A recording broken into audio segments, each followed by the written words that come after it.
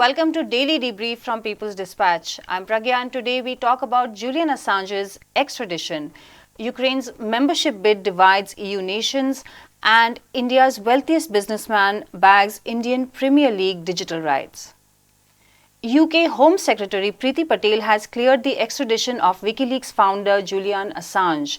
The decision exposes Assange to political and legal persecution in the United States. 12 years ago, revelations by WikiLeaks showed the world that US crimes during its long wars in Iraq and Afghanistan. Anish has been following the story. Let's talk to him about this extradition. Hi, Anish, thanks for joining us. Anish, the story of Assange just got more serious. Priti Patel has cleared his extradition to the US. This is widely seen as a political decision. Could you tell us why this perception exists? I mean, with the obvious fact that she is an elected member, she was a political appointee by the parliament, by the ruling party in the parliament. So obviously the decisions made by her and the government, and to the extent the extended government as well, is obviously going to be political, but we also have to look at how the decision was publicized, which was through a statement that was circulated to UK media houses, and that's it. There was not even a press conference done to justify why they made this decision. It was a very generic statement that they put out. There is no, there's no reason given apart from the fact that since the courts have washed their hands off of it. That's not what they say, but basically the fact that the courts have decided that there is not going to be any human rights violation, then we don't have to look much into it either. So that was pretty much the gist of the statement. It was a very short one, very, under the radar. The Home Secretary was not even the one who made the statement, not even a spokesperson who could be named, to be very honest. So it was just an unnamed spokesperson statement that was given to the media houses. So that's how it was done. So it was basically an attempt to just brush it off and like completely wash off their hands of this case because they do not want to attract scrutiny from the press at this point. Right, but are there a lot of legal options that Assange and his legal team have right now? Not really. They have 14 days to appeal to the High Court against this decision and the nature of this decision. They can't even revisit some of the grounds that they had raised in the trial, not only in the magistrates court, but also in the High Court and during the appeals process as well. But it remains to be seen how it is going to be done. We have to remember that right now, as we speak, the Spanish High Court is already looking into a case where they found enough evidence to suggest that the CIA or the US intelligence agencies were involved in illegally spying on Assange while he was in the Ecuadorian embassy, and also not only by compromising the sovereignty of another country, but also using the data that they collected during this illegal snooping on Assange. They actually used that in their case that they built up against him. So we are looking at something that is generally considered illegal in any court of law, how much ever they try to excuse themselves out of it. But this is something that is ongoing. A case that is sub judice, which is where we have also heard of as we have spoken about quite a lot in this show, about an alleged assassination plot even being sketched out by the top, the highest officers in the United States. So it is completely a problematic thing when you're handing him over to the same people who have illegally snooped on him and who have thought of, who have considered assassinating him in a foreign country, in a foreign country's embassy in a foreign country. So this is kind of like a completely different set of thing we are looking at. And it also jeopardizes generally, I'm sorry, I just have to add this, but jeopardizes generally, press freedoms across the world, because this just sets the precedent that any journalist who has published data regarding any kind of classified data from the United States can be just extradited. And that is something that has been set in stone pretty much today with this decision. Anish, I was about to ask you what the charges against him are. Can you just, I know we've gone over this many times, but it's important to re-emphasize what the charges exactly are. Yes.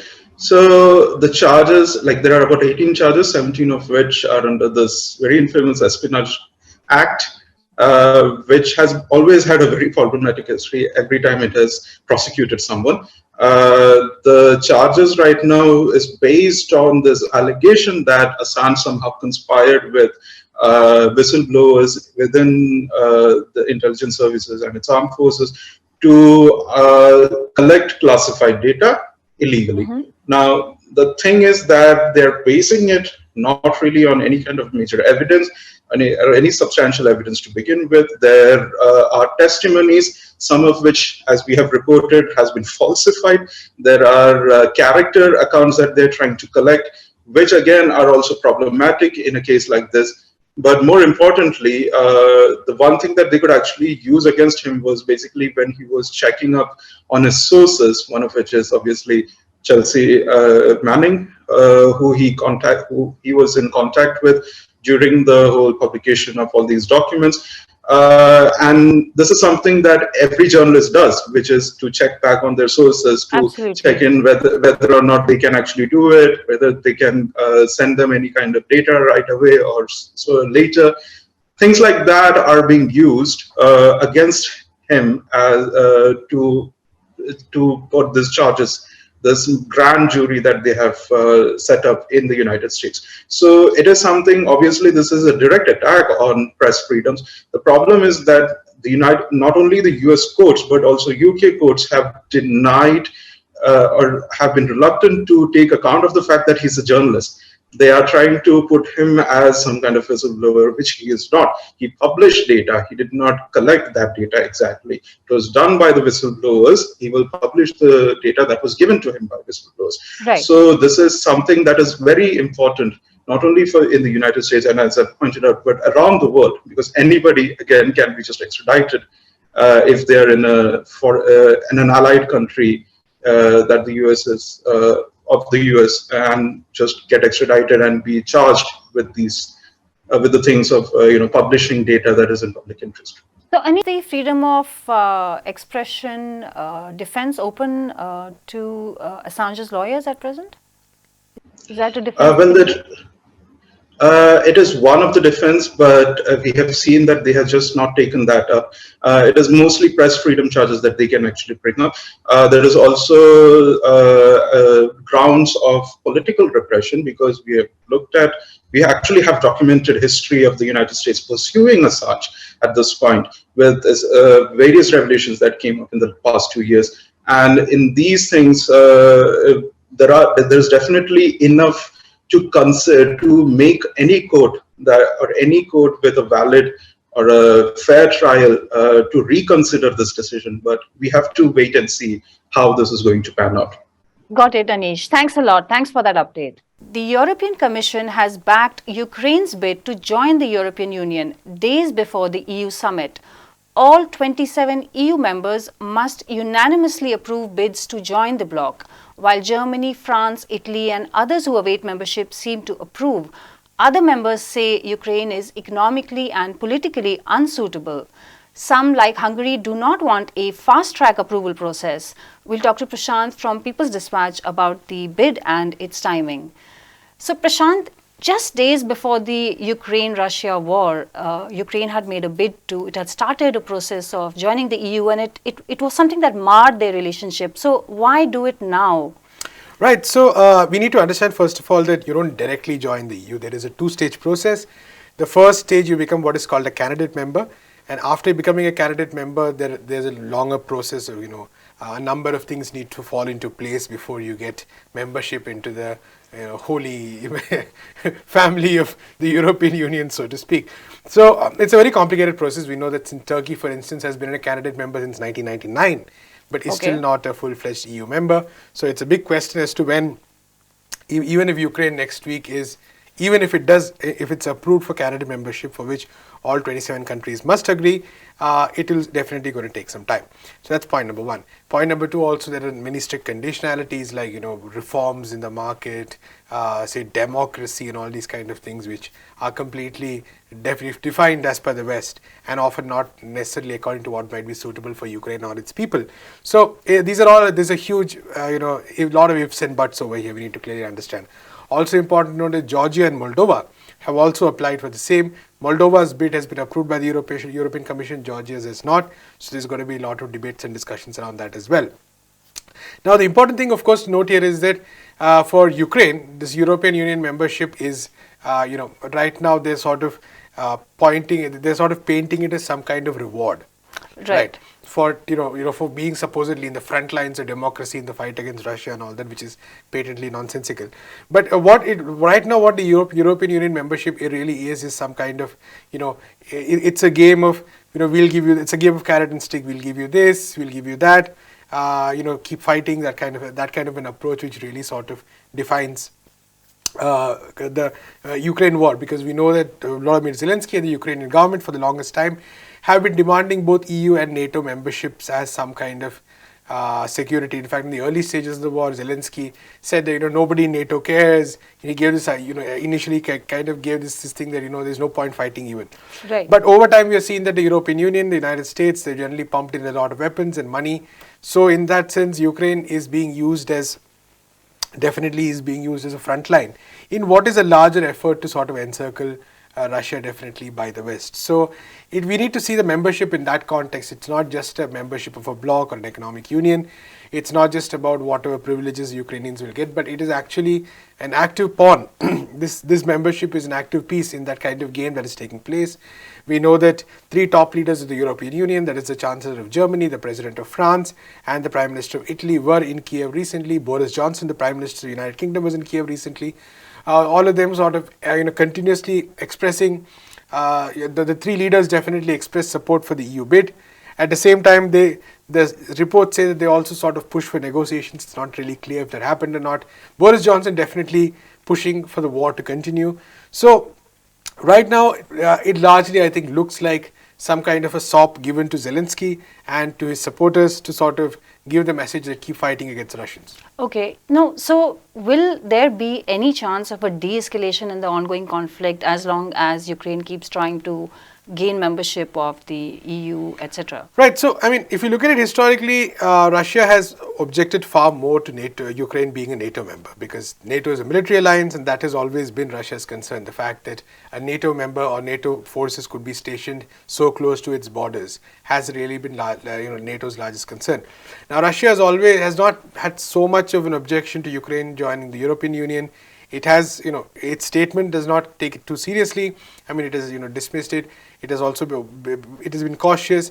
It has, of course, preferred that Ukraine maintain a good economic relationship with both sides, with Europe as well as with Russia. So, but, European Union membership is not so much of an issue as NATO membership was, which was really a massive red flag as far as Russia is concerned. But I think more than the membership per se, which is, like we said, it's a bureaucratic process, and even if they granted candidate membership, could be decades before it enters the actual EU. Right. But more than that, I think what is dangerous is the fact that there is no incentive there is no push from Western leaders, from the United States, to sort of keep negotiate or to start or seriously engage in negotiations. They're continuing to provide weapons. The United States is providing weapons. European countries are providing weapons. Obviously, Ukraine wants more. Mm-hmm. They want a massive inflow of weapons to, according to them, create parity with Russia. But I think even the West is aware that some of these weapons are, they might fall into the wrong hands. So they're reluctant to actually commit any large-scale supplies, and they're also averse to actually, say, provoking Russia to that extent by, providing those amounts of weapons. So I think what we're seeing is that with the West, and as you said many times in this program before, the West is basically fighting Russia to the last Ukrainian. They're providing just enough supplies so that Ukraine is, the fight keeps going on in the hope of weakening Russia. Mm-hmm. And, that's all, they're very clear about that. So what we're seeing now is, both in terms of supplies and statements, the European Union, the United States are pursuing an agenda whereby negotiations do not look very likely, or de-escalation does not look very likely, what looks unfortunately likely is for the war to continue with all its suffering and this one, because unless many of these foreign players give Ukraine a free hand, and even if they do, it's not 100% sure negotiations might take place. But unless this kind of support relatively, unless there is some kind of an understanding of what the larger plan is, and even the Western media is slowly beginning to realize that, they're saying that, okay, we are committing too much, we need to, there has to be some end point to this. What is the end point? So the West has no real idea about this, because they just continuously, their aim is to provoke Russia to make this some kind of a long war. So the Russian forces are continuously kind of, there. Right. So that really seems to be the intention. So without negotiations, it's very unlikely to see how it's going to be de-escalated. All right. Prashant, thanks for that rather sobering update. A firm owned by the world's sixth richest man, India's wealthiest man, Mukesh Ambani, has backed the digital broadcast rights to the Indian Premier League. Valued at over $6 billion, the Premier League telecast rights are the second biggest deal in sports. Star India has backed the television rights to the franchise matches. We'll speak to Leslie Xavier from NewsClick about this. Hi Leslie, thanks for joining us. Leslie, another mega billion-dollar deal. What does this deal exactly entail? It's indicative of the direction in which sport and how mega sport is consumed is heading. So in the last 3 years, ever since the pandemic struck the world and then sporting activities shut down, and then when it restarted, a model was envisaged, which is basically closed stadiums. The gate revenue has taken a back seat, and the organizers are very keen on cashing in on the predominance of gadgets and the internet into our lives. So we work via the internet, we work remotely, we are doing the shoot via Zoom. So the world has moved on from an analog experience as far as sport is concerned, sport viewership is concerned, to a digital world. And the latest IPL auction, the way the digital media rights is higher than the traditional TV media rights, that is indicative of where it's heading. So the 45,000 plus, I mean, I'm not even getting into the exact numbers as such, because it's so humongous that it's number 2 in the world now, behind the NFL. And which is huge, because NFL in itself, the Super Bowl, the mega spectacle that it is, it's and the head start that it has, because it has a legacy of close to 100 years. So it's that kind of and IPL is it started in 2008. IPL, forget IPL, the format of T20 itself started a little over 15 years back. So in the way in which the format itself has taken cricket, and how the cricket establishment, I mean, we are talking about BCCI here, has used the potential of this format to just rake in the millions. It's perfect marriage of business sense and sporting spectacle as such. So if you look at the way the progression of this media rights money has gone in the past 14 years, it was expected, because earlier last year, when the bids happened for the new two teams in the IPL, we had NewsClick at the Playthings sports show, we had discussed this part. Does it make sense for the new owners to come in and put in so much of money into it? And right. At that point, while talking to experts, we came to the conclusion that the next media cycle, which is 2023 to 27, media bid cycle, the growth would be, when 2019 it was 16,000 thereabouts crore, it would be anywhere around 35 to 36,000. That was our estimate based on talking to experts and based on the information that we got from the team owners as to why they are putting in so much of money. Because the media revenue, also a part of it goes to the team owners, teams, the IPL team. So that's their income source. So we were not exactly conservative in our estimate at that point. but it seems that we have been proven that we were too conservative because the way it has pushed out. So the Right. division of TV rights and the digital rights, two entities bidding for it. In fact, the bids were super competitive. Big players were involved in the bids, and of course, Viacom 18, which is partly owned by Reliance, and the Disney Hotstar, who have had control over the IPL media rights in the last cycle, the full media rights. They have won the TV rights. So uh, the whole exercise of this growth in the money that is this particular league brings in, uh, one needs to, I mean, of course it's because of the game, because of the popularity, because of the potential it has, because digital is untapped till now. We are just scratching the surface, so possibly there is more growth potential in it, but at the same time, will it implode in its own might because it's expanding too fast when the way we look at it? It's Right, Leslie. yeah. So there's also the question of TV. Now there are two separate winners, and one gets digital, one gets TV. So what does it mean for television audiences?